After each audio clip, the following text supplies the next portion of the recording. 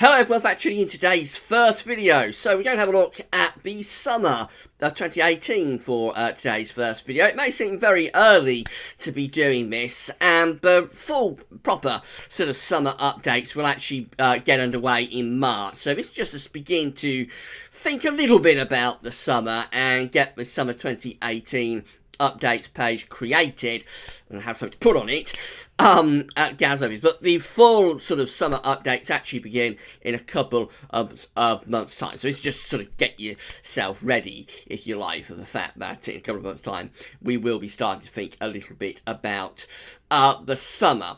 So what we're going to look at for this video is there's a very interesting singularity about summers that occur in years that end in the number 8.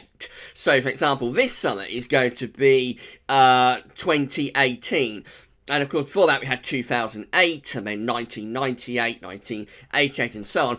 And many of these summers are really quite poor. So we're going to actually go through all of these summers that end in the number 8, going right way back into the 1800s, and see if we can find at least one sort of decent summer amongst all of those summers ending in the year 8. And we'll see just what implications could be for the summer of 2018, our latest summer in a year ending in the number 8, in this video. Just a bit of fun, really. James, our analogs guru, has been working on this for us. I sort of pitched him the idea, and we thought it would be fun to go through these summers in years ending in the number 8. So that's what we're going to do for today's first video. Later on today, we're going to have a look at, well, we may do snow watch actually this evening. So talking about summer, and then on the other hand, talking about snow. We may well do snow watch this evening. And also, have to say that later on this afternoon, around lunchtime, we're going to have the GWV Sunday roundup. We'll have your usual eclectic mix of this and that for your Sunday entertainment. Got a little bit of a cold at the moment, so I may have to stop and have a drink of water. If I do, hope that you'll bear with me. I just hope that voice doesn't sort of give out as we're going along. Right, so let's get on with our first update for the summer of 2018. We're going to begin, we're going to count down the summers, actually, for this one. So we're going to begin 10 years ago in the summer of 2008, so sort of the nearest summer to us.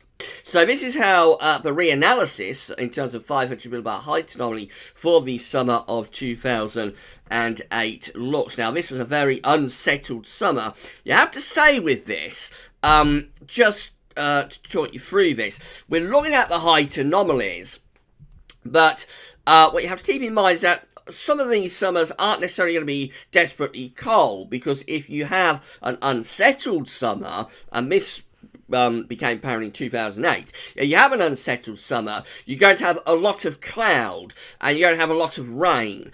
And so in summer, what that does is it does limit the daytime temperature potential, but in the evening and overnight, you're going to typically have quite warm nights in the in sort of unsettled, wet, cloudy summer. So sometimes when the summer is unsettled, you will have very cool mean temperatures, very cool CTs and UK-wide temperatures, but that's not always the case. Sometimes actually you can come out with surprisingly high sort of CTs and mean temperatures in unsettled summers, and it's usually because the nights have been quite warm but also cloudy and wet, and of course that has an insulating effect on the atmosphere. So summer particularly is a season where your average temperatures very often don't give you the full picture, and it is worth looking at the height anomalies to see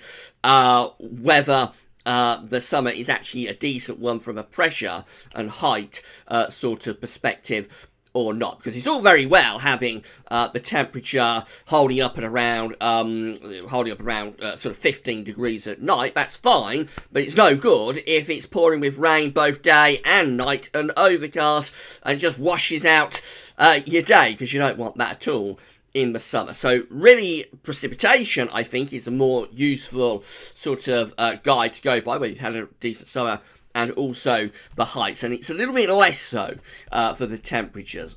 So this is how the summer of 2008 looks. This is our 500 millibar height anomaly reanalyzed for the summer of 2008, and very unsettled summer to start us off. So we've got this area below average height stationary over the UK, and then we've got this area of above average heights around Greenland and to the north of the UK. If you know how to read these charts, you know what this means. It means that it's a very unsettled signal for the summer indeed, with jet stream doing something like that. So this is a significantly wetter than average summer in 2008. Has a decent May, and that is something that may go along with quite a few of these summers. Actually, I haven't looked at that, but intuitively, when you get a poor summer, very often you might get a decent May preceding it. So had a really good May in 2008, then it was downhill all the way, and the summer itself really was very poor indeed.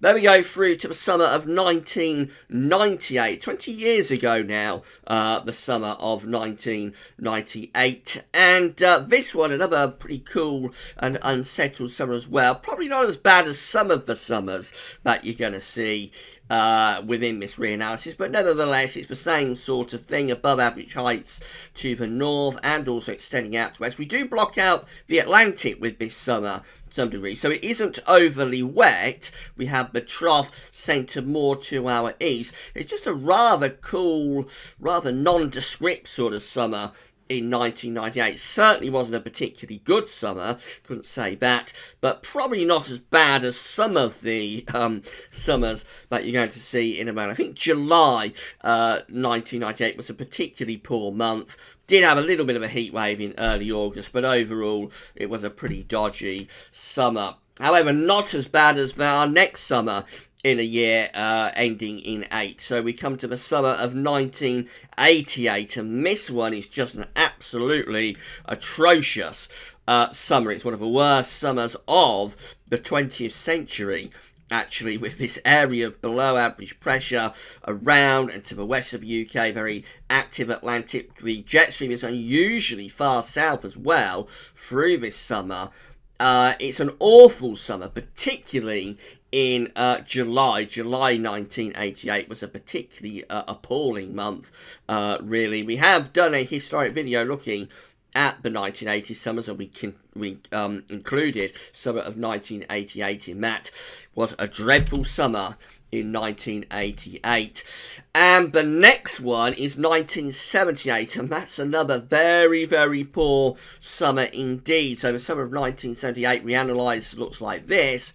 Has above average heights to the north and to the northwest. Below average heights are down to the south and the southeast. And the thing with this summer, it isn't, at times it's wet, but it isn't as wet as some of the summers in these analogues. But it's a very cool summer. That's the unusual thing about this particular summer, because we have a lot of winds coming in from the north or northeasterly direction. Yes, there were some very cold and wet days in there as well, but the main thing is that it was an unusually cool summer in 1978, preceding that exceptionally cold and snowy winter, of course, of 78-79.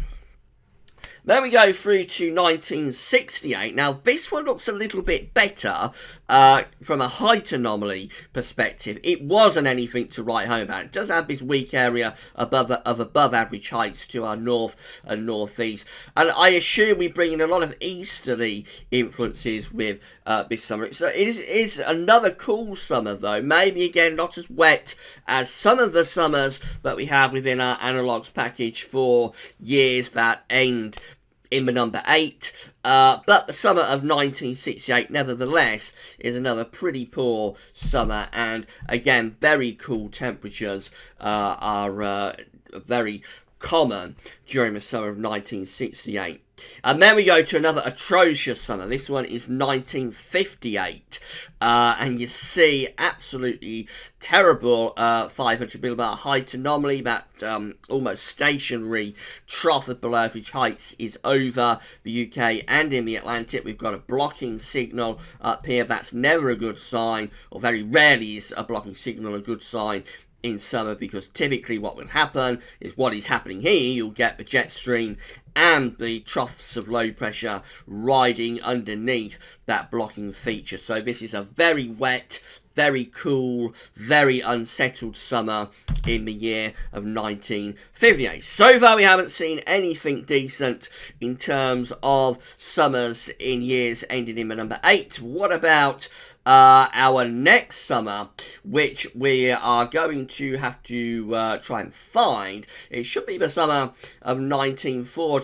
I know James sent it through, so I'm desperately looking for it, and I'm unable to find it. So what I'm going to have to do is I'm going to have to pause the video, and I'm going to have to get up the reanalysis chart for the summer of 1948. So I'm going to hit the pause button. Why don't you go off and get yourself a cup of tea and a couple of biscuits, and we'll meet back here in around 2 seconds from now. Okay, and so we're back looking at summers in years ending in the number 8. So I'm just going to check to make sure that we're recording, and yes we are, so we can go off and running with the remainder of the video. Sorry about that. I didn't get up the summer of 1948 when I sent all of these to my hard drive after James emailed them to me, so I had to go back to the email and download the correct chart and then send it up to Google Chrome. So anyway, we've got the summer of 1948 now, and that's going to be our next summer that we check out. Just to recap, that we paused the video with summer of 1958. Very, very poor summer indeed, as has been basically all of the summers that we've looked at so far from 2008 right way back to 1958. So our next summer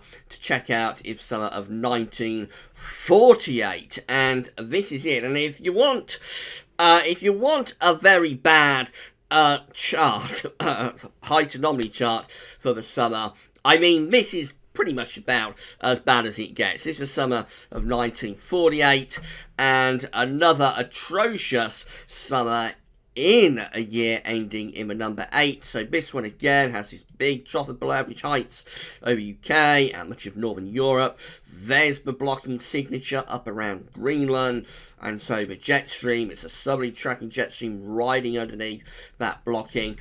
This is another very cool, very unsettled, and at times very wet summer in the summer of 1948. That's pretty much, if you want an example of a bad summer, that's pretty much about as bad as it gets. Our next summer is 1938. Now, this perhaps isn't quite as bad as some of those summers that we've looked at, but even so, this is another pretty poor one. Really, we've got this area of below average heights extending through the UK and Western Europe. We've got above average heights in the Central Atlantic. We do have some above average heights over to our east, but not really in a position to do a great deal for us. We're on the cool side of the jet stream, and we're certainly closer to that trough of low pressure than we are to the high pressure that's over Scandinavia and northern and eastern parts of Europe. So overall, it's quite a cool, quite an unsettled summer in 1938. Perhaps not quite as bad as some of those that we've just been looking at. And then we're back to 1928, and this one looks really very dismal indeed as well. So this one has this trough of below average heights through the UK and into much of Central Europe as well. Got some above average heights down through the Mediterranean, but I don't think they really did a great deal for us. We have got a bit of a blocking signature up to the north as well, albeit not quite as strong as we see on some of these summers.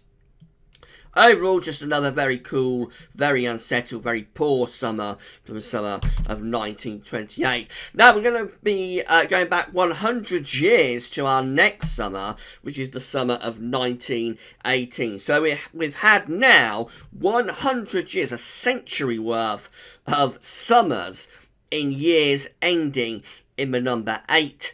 And still nothing doing from a decent summer perspective. What we see with this one, again, it looks very, very poor. Below average heights over the UK and into the Atlantic. Look at all this blocking that we've got to the north. If this was a winter chart, this would be really incredible. That's the kind of thing you want in the middle of winter, with all that blocking up there, and the trough underneath it. That'd be very snowy in the winter. But in summer, that's just a very poor setup indeed, because it's going to be producing cool temperatures overall, even if the nights could be quite warm at times due to being overcast and wet. But overall, by day, you're going to have pretty cool, miserable sort of temperatures by day, and you're also going to have a lot of overcast and wet days as well. So the summer of 1918 is another very poor summer in the year ending in the number 8. So now we've had a century worth, we've had 100 years worth of these summers ending in the number 8, and we still haven't found a decent summer. Are we going to find one for our next summer, which is 1908? And this is how reanalysis for the summer of 1908 looks. So this one possibly not quite as bad as some of the summers that we've looked at, but it's still nothing to get excited about. The above average heights are generally centering to the northwest, below average heights to the south of us.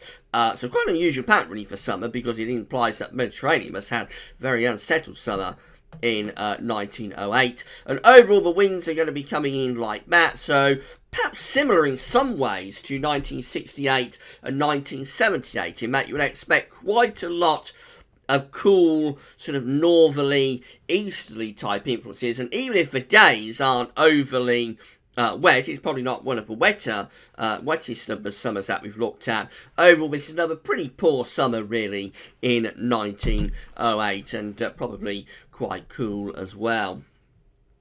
1898 is our next summer, so now we're going back into the Victorian era to try and find a decent summer in a year ending in the number 8, and this is what we see for 1898. We find that we've got above average heights out to our west, below average heights over to the east, and we'll be pulling down the winds rather like that. So again, probably not as bad as some of the summers we've looked at from a precipitation, from a rainfall perspective, but even so, it looks like another pretty poor summer really. You would expect the temperatures to be quite cool, because overall the wind direction is going to be either west, northwest or north on average. There's going to be very few southerly, easterly or southeasterly winds, and that's where we get our hottest summers from. That's where we get our highest summer temperatures from, when we pull the wind up either from the south, from Spain,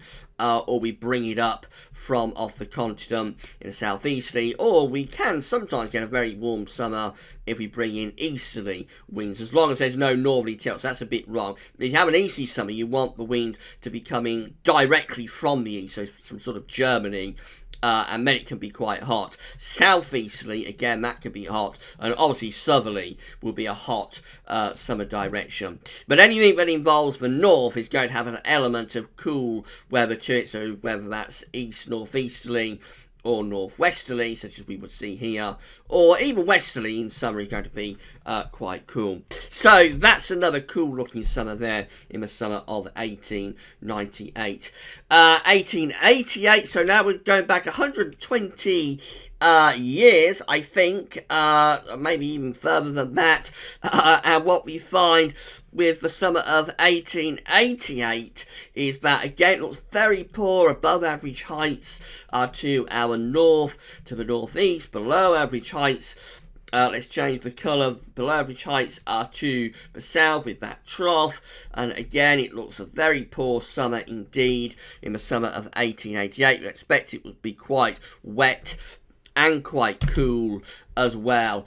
And then we go another 10 years back, we go back to 1878. Now, this is a little bit interesting because the 500 millibar height anomaly for the summer of 1878 looks very, very poor indeed. You would look at that and think it's a dismal summer, and it was a very unsettled summer. But the temperatures were a little bit warmer at times for this summer. So this is one of those situations, I think, where your temperatures aren't as bad as you'll probably think by looking at that height anomaly. But a lot of that is made up of dull and wet nights, keeping the overall mean daily temperature relatively high. But by day, you would still get a lot of cool days. You would get quite a lot of heavy rain and overcast days as well. And overall, quite clearly from that height anomaly, it is yet another very poor summer, really, in the year of 1878, preceding the exceptionally severe winter of 1878-1879. That's just about as far as we can go. We can go back one more year, and are we going to find, with our final year, are we going to find a decent summer? Well, this is the reanalysis for the summer of 1868. 150 years ago. It's as far back as we can go with this idea. And what do you know? We do actually find a decent summer. Now, it probably doesn't look like it's a decent summer from the height anomaly, although there's not a great deal to go on. But we have got this area of above average heights close to us. It's a little bit to the north and northwest. So below average heights, though, that gives the game away a little bit, because that's a long way from us over in the far northeastern corner of Europe. And so what we're doing with the jet stream is something a little bit like that, and this does allow quite a lot of very warm or even hot weather to come in. So I've had to go back 150 years to the summer of 1868, but we do find, finally, for our final summer, a decent summer. In fact, we find quite a hot summer, because July 1868 has a temperature, central temperature of 18.3, which, considering we're talking way back in the midst of the Victorian era, that's quite a hot CET indeed. There aren't many months in the 19th century that get into sort of the 18s in terms of their CET. So a really hot for the time of year, or for the period, really hot July, with the central temperature of 18.3. There was a temperature recording at Tunbridge in Kent during July 1868 of 38.1 degrees, 100.5 Fahrenheit. However, that temperature reading has been pretty much discounted, and so the highest temperature of this month and of this summer is actually believed to be 36.5 degrees, which is around 97, 98 Fahrenheit. That's a more reliable sort of temperature for July 1868. But nevertheless, we have a hot month, we have quite a hot summer in 1868, and we've finally, had to go back 150 years, we've finally managed to find one. But what does that mean in terms of putting all of this together? So let's just finish off by having a look at our all years combined chart for all of these summers from 2008 back to 1868. I hope you're bracing yourself for this, because it's not going to be pretty. This is how it looks if you combine all of those summers in years ending in the number 8 from 2008 back to 1868. This is what you come up with. You come up with an incredibly poor height anomaly composite. You have below average heights over the UK and much of northern, central and western Europe. You have a very, very strong blocking signal indeed around Greenland going up to the north. And I mean, that's just a very, very poor, very horrible looking height anomaly composite. If you wanted a decent summer, it doesn't get any worse than that. So there is one decent summer in there, which is that last one that we looked at. But I mean, that's far outweighed by all of the other dreadful summers that occur in these years ending in the number 8. And that's where we are with this summer. We are in a year ending in the number 8. Of course, 2018 is going to be our summer. So if you were just to go on this particular methodology, obviously you will be forecasting very, very strongly a really terrible summer. Now, the only thing I'll add about all of this, and it is interesting, it's fun to look at it, but the only thing I'll add is that there is no particular reason why this should be the case, not that I can pinpoint anyway. So if anybody's got any theories about why this should be the case, or scientific theories, I'm all ears, because I can't think why the weather doesn't know that you're in a year ending in the number 8, so it doesn't compute that the weather is doing this, or the climate is doing this. There's no reason I can think of that would mean that you have very poor summers in years ending in the number 8. So it must just be, I would have thought it must just be purely random sort of chance. And so therefore, if there's nothing actually driving this, if it's just one of those quirks of the weather system, there's no reason that we can't sort of deviate and break away from this for the summer of 2018 and have a decent summer. There's no reason scientifically that I can think of why that shouldn't be the case. But obviously, the omens don't look very good. You have to say that it doesn't get much worse than that sort of all years combined composite. So, I mean, we're not going to write off the summer of 2018 based on this on its own. We're going to have a look at all of the other drivers, like ENSO, solar activity, the state of the QPO, all the things that we look at with the long range updates anyway, and that's all going to kick off in March. So to be a little bit serious, we have a bit of fun with this, but to be a little bit serious, if you want a decent summer, don't sort of start tearing your hair out just yet, because it's I think it's just one of those quirks that can happen in the weather and in climatology, one of those strange sort of situations that happens for no particular reason. It's just one of those things that has occurred, and there's nothing actually in terms of the climate that's driving this trend to have very poor summers in years ending in the number 8. But if anybody has a theory about why this should be the case, then I really would be open to suggestions, and maybe we'll explore some of those theories. If you can come up with something, might explore some of those theories when we start the proper summer updates in not too many weeks' time now. Begin those in March. Maybe have a little sneak peek in at the end of February. Who knows, we might do that. But certainly not going to be many more weeks anyway before we go into full summer mode.